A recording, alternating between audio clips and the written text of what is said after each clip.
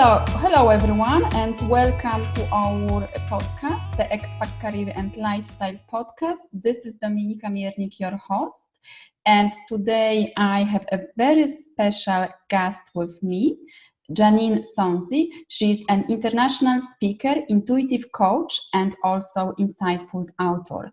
She's from Australia, but she has moved to Nice, so France, almost 1 year ago. And today with Janeen, we are going to speak about how not to be isolated and living your best expat life abroad. So welcome, Janeen. Thank you for being with us today. And please tell us more about you, about your journey, and what are you doing? All right, great. Hi, Dominika. Thank you for having me, and hi to everybody else.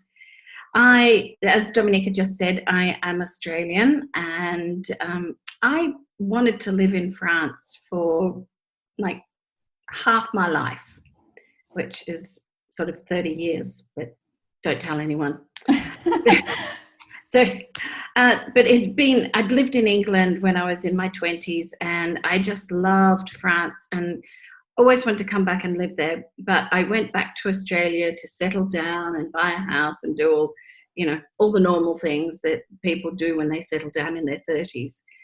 And then my marriage ended in my late 30s, and I still had this yearning to live in France.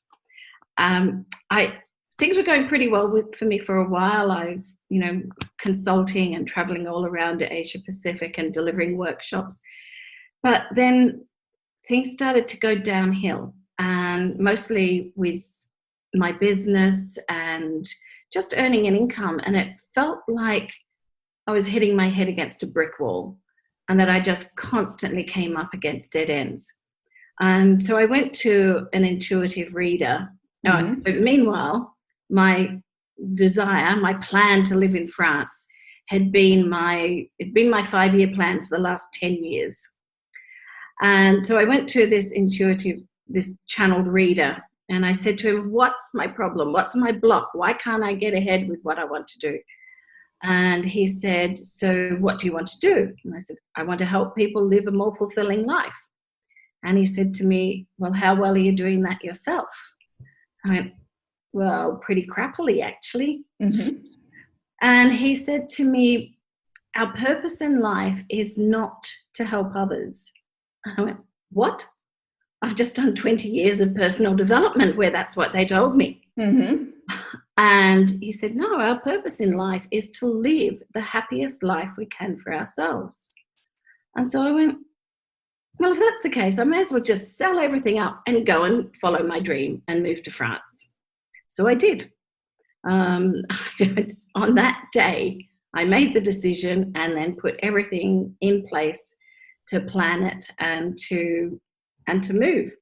And my first step after selling my house was to come to France for 3 months, which was all I could come on a tourist visa, Mm-hmm. and learn French. And I had a friend from Chicago, a Facebook friend, never met her. But after I made my decision, I started seeing all these photos of her in Nice. And I said, hey, Corinne, what's happening? Like, what are you doing? And she said, oh, I've made the sea change and I've moved to Nice to live. And I went, wow, I'm coming to France to live too. And then I talked about what I was doing, and she said, well, why don't you come to Nice? And I went, okay, can't think of any good reason. And always good to move to a place where you at least know one person, or at least sort of know her virtually online. And so that was great. So that's why I came to Nice for those 3 months. And then I decided that, well, I sort of knew the area of Nice. It wasn't my favorite area. I don't love Nice, actually. Mm-hmm. I really love the southwest of France, in the Dordogne and the Bordeaux, Bergerac area. But all the reports I've heard about that is that it's so dead in winter and so wet and so cold. Bordeaux not necessarily, but inland a bit. And I thought, okay, well, Nice seems to have a lot happening. The whole Côte d'Azur has a lot happening.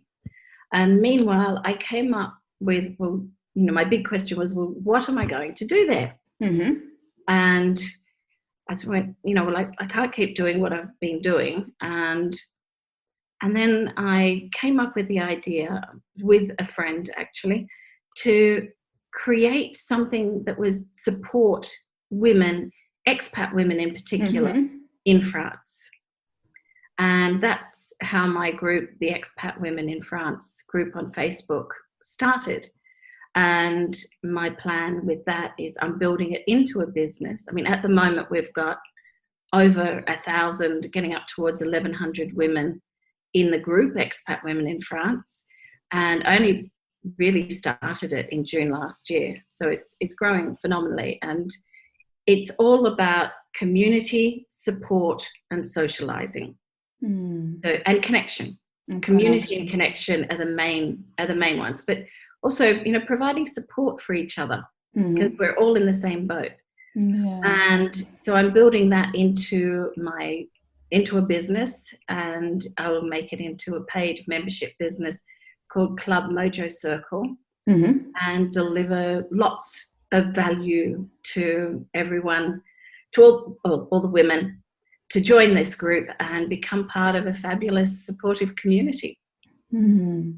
Wonderful, wonderful. So congratulations on taking this decision and changing your life completely, moving from Australia to France, and also for starting the support group and your own business. So, like, based on those past months or this past year, like living this international life, this French life, let's say, yes. What has been like the biggest challenge for you, and how did you overcome it? That is, without a doubt, finding a rental place in France. It is the biggest challenge for everyone who arrives here, and it's a big challenge for many reasons. But if you don't have a job in France paid by a French company with a French employment contract, then they're not interested in even letting you look at their apartments. And it didn't matter whether we went through an agent or direct to the person who owned, to the owner. And it took a while. It took us 5 months to find something. I was with my partner at the time, and the reason is that the French law protects the renter more than it does the owner. Yeah. And so if someone doesn't pay their rent, it can take an owner 18 months to kick them out of their apartment. So they're really paranoid, like really paranoid. And if someone doesn't have a contract, the reason they want an employment contract is so that they can get insurance, so that if you don't pay the rent, the insurance company will cover it. And how I got around that was it took a lot of learning. It was sort of like every time we went and looked at a place and liked it, we found out a little bit more about what we had to provide. And seriously, there is a whole portfolio of information you need to provide to rent a property in France. And I'm actually writing a blog about it at the moment on my other website, which is JaneenSonsie.com. And you have to spell my name right for that, but we'll cover that later. And so it's very involved, and it may have taken a few fabrications of the truth, because sometimes what the French ask for isn't even possible. And so you sort of have to work it. You have to work things to make them work for you. And in the end, I found out about what we needed was a caution bancaire. And that is where I put, actually, it was 15 months worth of rent into a bank account with a bank that then has a title on it for the owner of my property. So if I don't pay my rent, they can make a claim on that account. So it's 15 months of rent that I'm basically not getting any interest on and cannot access. And I had to provide upfront and then still pay rent on top of that. So big challenge, but I am so happy with the property I got in the end. It's in a village called Vence, which is about 20 minutes inland from Nice airport. And I have the most magnificent view, and I'm really happy. So all's well that ends as well. Yeah, so well done. Because there is a lot of bureaucracy, a lot of documentation and rules that you need to know, even before moving to France. So I am here for short time, so it's completely different for me. My situation is a little bit different because it's a more digital nomad experience. But if you are moving like you, and you want to stay for a longer time, so you have to consider all those steps, and also that it's not easy. It's not even easy to find an apartment for a short time. Let's say. No, it's not, is it? Yeah, so it's challenging, especially in South France, and especially in Nice. On the Côte d'Azur. Yeah, exactly. But so you have started this beautiful Facebook group, and also you are organizing those meetings and with expat women living in France, especially in the South France. So because I think this is a great opportunity to connect, because as we know, being as isolated, homesick, or not having contacts with your friends and family, this is the primary reason that expat can feel even depressed, lonely, or because you don't know exactly what to do, or you feel that you don't have this support group around you. So this is I think that this is the biggest challenge of many expats, apart from bureaucracy and other obstacles that we are facing. So what we can do about that? How to deal with this isolation and loneliness as an expat? So the isolation comes from an inability to communicate. So sorry. So that, if we can't communicate with other people around us, then we feel isolated. And some people feel isolated in their own home country, in their home, in a relationship. It can be really bad. It can be very isolating if you can't communicate. So the first thing to do is to find people you can communicate with. Now, if you don't speak the language, and I must admit my French is minimal at this stage, so I needed to find English-speaking groups. And Facebook is fabulous for doing that. So there's two places, Facebook and meetups. So at Facebook, there's lots of groups like mine, Expat Women in France, that provide support or answer questions or just help, where people just help each other out. And, depending on what country you're in, there's, and what country you're from sometimes, there's lots of different groups you can get. But in order to connect with people, you have to put yourself out there. It's no point just joining a group and going, oh, I still feel lonely. Because if you've never commented or never posted or never engaged with the group, you're still not going to feel connected. And it's the same with meetups. They're a great way of finding groups where you might have something in common with other people, because a lot of those meetup groups are by topic or by interest or by activity. And it's a matter of forcing yourself to get out there and engage. So really, the only way to overcome isolation is by getting out and engaging, both online and in reality in a community. And there's another group that I've used, and I've been to a few of their events, and that's Internations. And they're pretty good for expats as well.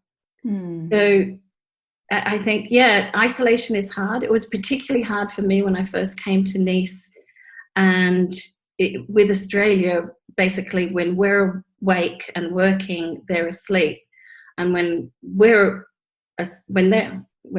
up, we're asleep. So the time difference makes it really hard, and I missed so much just talking to my friends I missed the history that I had with my friends, and that, really that sense of connection.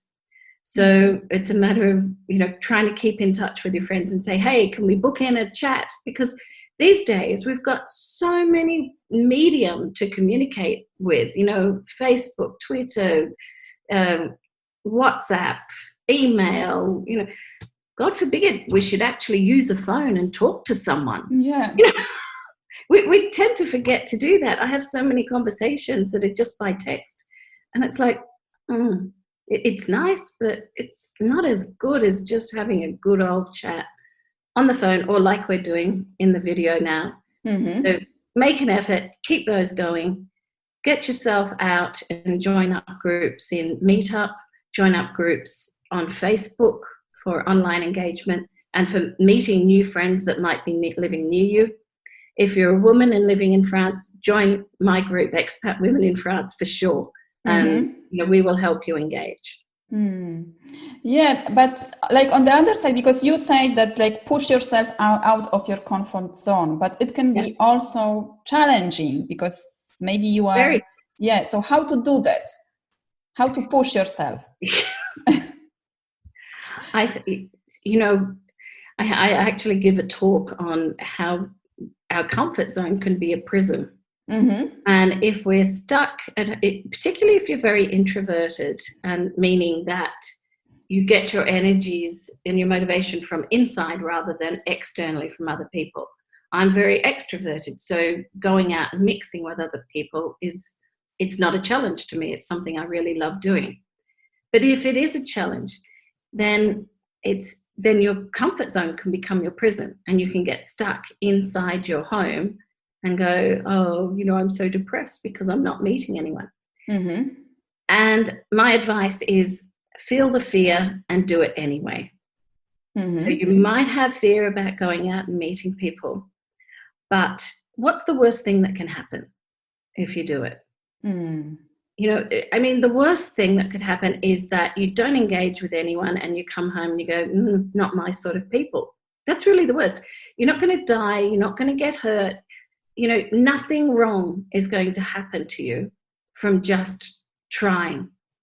And it's about basically putting your big girl's pants on and going, okay, I'm scared, but I'm still going to do it. And I'm going to go to that event tonight because my need to meet people is more important than my need to stay in my comfort zone. And it's outside of our comfort zone is where we get the growth as a person. Yeah, I think it's very important. This question, this what worse can happen. So this is a very important question that you can ask yourself and do it even if you are scared going and seeing what's going to happen exactly. But another way it can be because I know that you are expert in communication also. So how to communicate maybe as an expat, because sometimes even if you are going to those meetings, even English speaking meetings or with local people, also it can be quite difficult to start the conversation or to introduce yourself. And so how to communicate as an expat, let's say? I would say honestly and just be yourself. So be honest and be authentic. And that's why my meet and greets are so important, because I don't leave people to just, happen to start chatting to somebody. We form a circle and we go around the circle, and I ask each woman to share whatever she wants of her story. And it's when we hear other people's stories that we start to engage, that we go, oh, that's just like me. Or, oh, yes, I understand that. Or, wow, that's something I never thought of doing. So be prepared to tell your story, just be honest. And I think it's be prepared to share, because it's when we're at our most vulnerable that people will connect with us the most, because that's when we're also at our most authentic. Yes, and I think also with sharing your story, when you are going and sharing your story or your own obstacles, you can also help others others expats or other people who are facing maybe the same challenge as you. So it's a great way to connect. And And the other thing I would say is, and this is something I have to be careful of with myself, is don't do all the talking. I mean, if you really don't like to talk, just ask.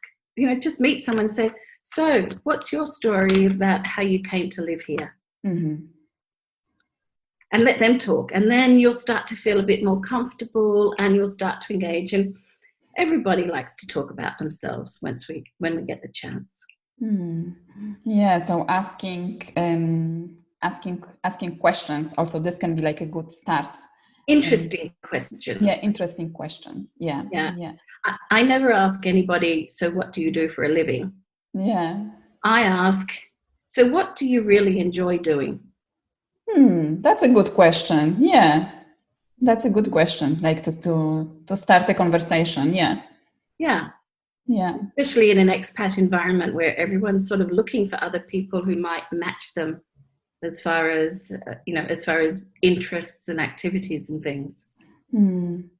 Yes. So like another challenge, like also like communicating and making contacts and like pushing yourself out of your comfort zone. So so what I see, and it's also like my own, it's normal experience that we can have as expats and people living abroad, is to like have this habitual negative thinking about like these negative thoughts about the new location or the city or the country that we are actually living in right now. So how to like beat this negative thinking when you are living abroad?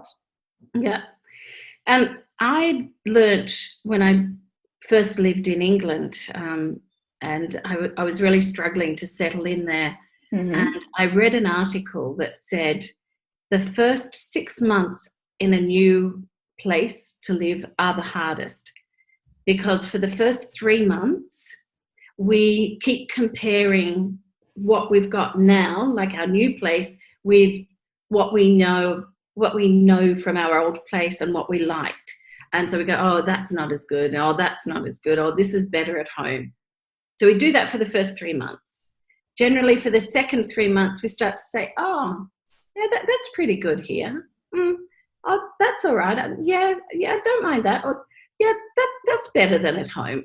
So we start changing the comparison around so that we start more integrating and feeling more comfortable in our new environment. And then after 6 months is when we really start to settle in and start to enjoy.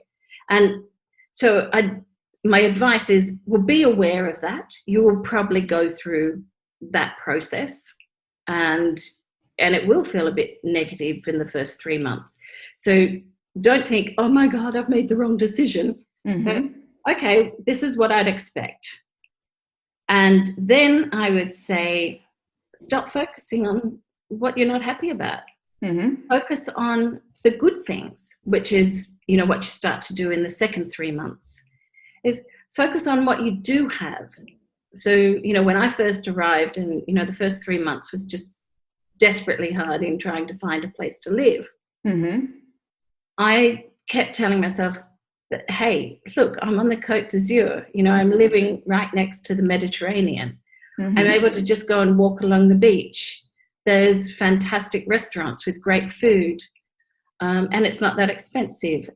So just keep focusing on all the things you can do and that you do like, and be grateful for what you do have rather than focusing on what you don't have. Yeah, so it's like changing the focus of your thinking. Absolutely. Change it round completely. So instead of going down that negative path, you go up the positive path. And you'll feel so much better for doing so. Yeah. So how can we make our expat experience, international life, like more fulfilling and more meaningful? I think that is all about thinking about, well, why have you come here? Why have you moved to this country? And so, work out what is your why? What do you want to get out of it? And I think a lot of people come here, especially to the Côte d'Azur, and go, well, I've come to the Côte d'Azur because it's beautiful, and I thought that would be a beautiful place to live. Mm-hmm. But that's sort of as far as they've thought. And they get here and they go, well, what am I going to do with my life? What am I, what is there for me here? So, and they go, I don't know. And to that, I would say, really do some personal development, explore what your values are, what's important to you, what do you really love doing, what are you passionate about? And if you start exploring those things, and if you want some coaching from someone like me, that's what I help people do. Help them work out, well, what's their purpose? So, and as I said at the very beginning, our purpose is to live the happiest life for ourselves. So what do you need to do that's going to make you happy? Yes, I think like many international people, but many people, like even people who are living, who are not living abroad, have this challenge to discovering and understanding what is their purpose in life, what is their true calling or passion. So so if you can tell us like one step, because we spoke also about this during the meeting with your community here in Nice about like life purpose. So it's yes, like about discovering your values. But what other step we can take to start getting clear about our life purpose? I think for me, the first step is understanding what your values are in life. And Dr. John DeMartini, and I can put these notes in underneath with you, Dominica. He has a really good values test or values analysis on his website, and it's free. You can use it. I found that most people really benefit from having some coaching going through it, because it can be a little hard to analyze on your own. And that's something that I do with people. But find out what your values are first. Identify what's important to you in your life, and then go take a path where you get to experience and explore and do more and put more emphasis on those values rather than the other things you might be doing in your life that really don't mean much to you. Yes, I think this is like a very important step, understanding your values, because many people they move abroad because they are looking for fulfillment. Or more meaning, but then like after 3 or 6 months they find themselves like without any fulfillment and meaning. So like being clear exactly what is your why, what are your values, this can help you to understand exactly what is your purpose. And a new location isn't going to magically make your life change and make you feel happy. I mean, it might for the first few weeks, but it's not magic. It's like you're still the same person even though you're in a new location. So personal development, self-development, exploring what makes you tick is a really good place to start, and that's something I can help you with. So like are you living a happy life right now? I am. Like I said, I have this website that describes the beginning of my journey of becoming an expat at JaneenSonsie.com, and it's got some blogs on it that might help with settling in. I need to write more blogs, absolutely. And then I've got MojoCircle.com, which is the Club MojoCircle site, which is still being in development. And so on my website, on Facebook, as well as Expat Women in France, I have Living the Vision with Janeen Sonsie. That's basically where and you're welcome to join if you want to follow my journey. And that's basically where I post all of the photos of my travels, food. I love food. So you'll see lots of photos of beautiful restaurant meals, maybe sometimes the ones that I cook as well. And what was your question? I got distracted. Yeah. I was asking if you are like living a happy life. That's right. I'm living a happy life. Happy life. Yeah. Yeah. I mean, since coming here, so in the last 14 months now, my partner was here for the first sort of until last week actually, and now he's had to go back to Australia. But we've done a road trip sort of around the south of France and into Spain, and we've done another road trip to Italy and another one up to Switzerland. We've been up to Paris for a weekend. It's all, for Europeans, that doesn't sound like much. Oh, yeah, so you went to another country. Mm-hmm. But for an Australian or even American, it's like, oh, wow, all those other countries, like Italy is an hour's drive away, except not much good at the moment with the coronavirus. All the borders are closed. So don't go there, not at the moment. So, but yes, it's get out and do things, be active, make the most of living in your new environment and explore. Beautiful, beautiful, wonderful. So thank you very much for sharing your story with us and your expertise. So you have mentioned your website, so I will put all the links with the show notes also, so people can get and connect with you. And I know also that you have a fantastic free gift for our listeners. So tell us more about that. Okay, then. So as you mentioned earlier, communication is my thing, and I have written a book, and it is called "Get the Balls to Get Real." 5 authentic strategies to be a great communicator. So, and I will shouldn't cover my own face up there, should I? You can see me anyway. I will send a copy of that to the first person who requests it, and also give them a free 1-hour coaching session. And then so that's for the first person, and to anyone else, I'd be happy to sell you the book, no problems. It's also on Amazon. But I will offer a 30-minute coaching session for free if they sign up and use the words expat women with Janeen Sonsie. Okay, and they can contact you via your website, via the contact page. Yeah. Yes, if you come in on either of the websites, janeensonsie.com or mojocircle.com. Just send a contact form, then mention, free session for expat women. And I'll also talk to men. It's okay. I won't cut you out. We are not cutting men. And we'll put the links below. No problem. Perfect, fantastic. So thank you once again, and thank you very much for sharing those fantastic gifts. Congratulations, your websites are amazing. I saw the beautiful pictures, so well done. And thank you very much for everyone who is listening to this podcast or watching the video version. Please tell us what are your learning points, what actions are you going to take after this interview, and go and grab the free gifts from Janeen. So thank you very much once again. Thank you too for the opportunity, and thanks everyone for listening and watching, and I look forward to hearing from you. You're welcome. So thank you very much, and bye. Thank you.